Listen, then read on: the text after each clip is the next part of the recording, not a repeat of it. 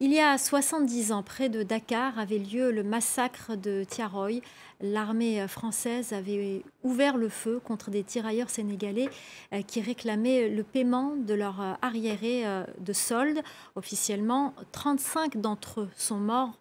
En 2014, François Hollande s'était rendu sur place pour dénoncer cet événement sombre de l'histoire de France qui reste malgré tout aujourd'hui un sujet sensible, un sujet qui continue à inspirer et à intéresser. François-Xavier Destor, qui a réalisé avec Marie-Thomas Pénette Tiaroy 44, était notre invité ce soir, extrait de l'interview. Le grand problème de Tiaroy, c'est que c'est un crime de masse qui a été oublié, qui a été enfoui, en particulier par les autorités militaires qui ont gardé le contrôle de cette affaire jusqu'à maintenant. L'armée française, pour bien comprendre ce qui s'est passé, a tiré sur ces hommes qui avaient combattu pour elle.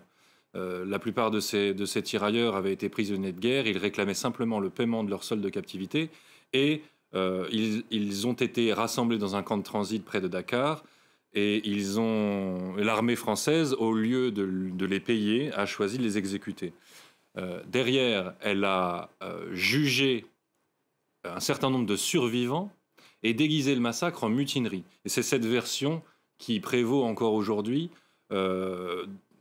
politiquement et militairement. C'est-à-dire que cette question de la mutinerie veut dire que ces hommes étaient armés et que l'armée française aurait réagi en légitime défense, aurait riposté finalement en légitime défense. La réalité est tout autre. Et les archives, même si elles sont parcellaires, parce que nous n'avons pas tous les éléments, c'est bien le drame de Tiaroy, c'est que nous n'avons pas tous les éléments sur cette histoire.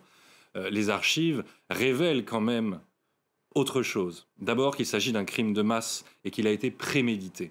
C'est-à-dire qu'on a fait venir de l'artillerie très lourde la veille du 1er décembre 1944 au camp de Tiaroy et qu'on a rassemblé ces hommes qui étaient désarmés.